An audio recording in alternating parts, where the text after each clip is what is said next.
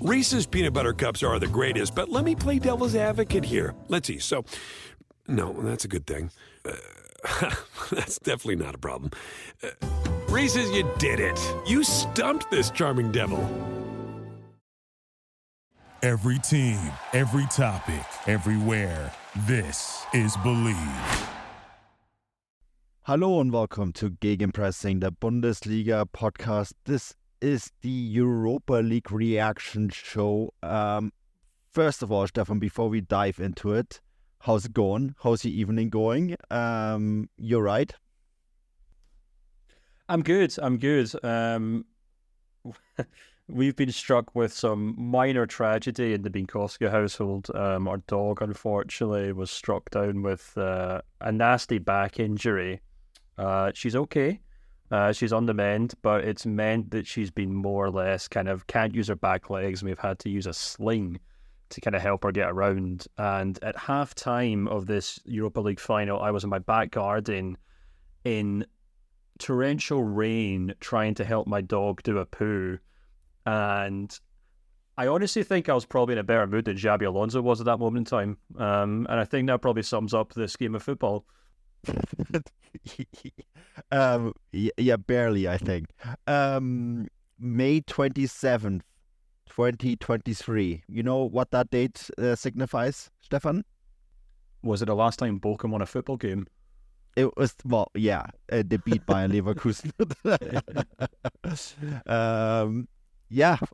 That's 360 days ago. And we were all wondering when Leverkusen are finally going to lose a game again.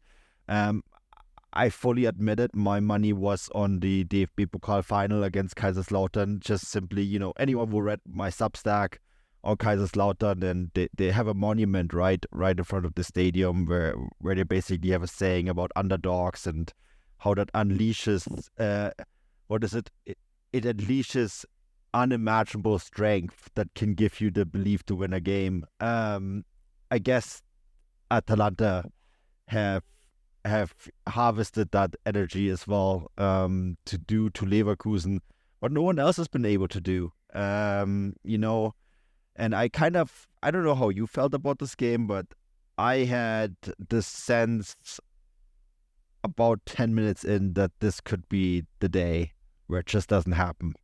The Granit Xhaka passing basically gave it away for me. Yeah, there was something off from the get-go. You can even go further back when you take a look at that lineup, and people were trying to figure out where Grimaldo's playing, where Frimpong's playing, and I think it was Get German Football News tweet out, the starting 11 with everyone in position. And I thought, well, they've got that wrong. Obviously, Grimaldo's not playing in midfield. It's obviously because they had Hincapie at left wing back, and I thought, well, that doesn't make sense. And then the game starts, and I'm like, holy cow, he really is playing there, as is Grimaldo. And yeah, it was a game in which Leverkusen, for some bizarre reason, actively tied one arm behind their back, and thought, or some bizarre reason, assumed that they could beat a really, really impressive Atalanta side that comfortably dispatched of Liverpool in the previous round.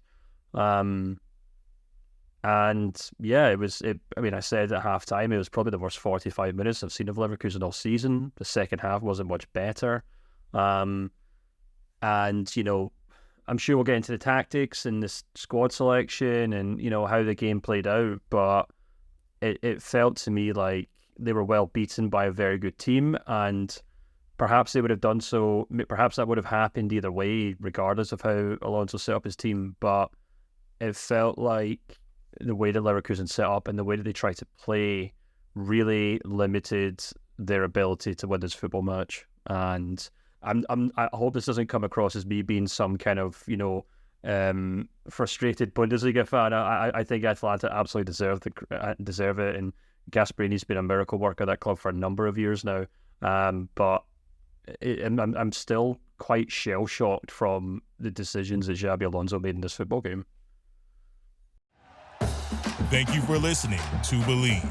You can show support to your host by subscribing to the show and giving us a 5-star rating on your preferred platform. Check us out at Believe.com and search for BLEAV on YouTube.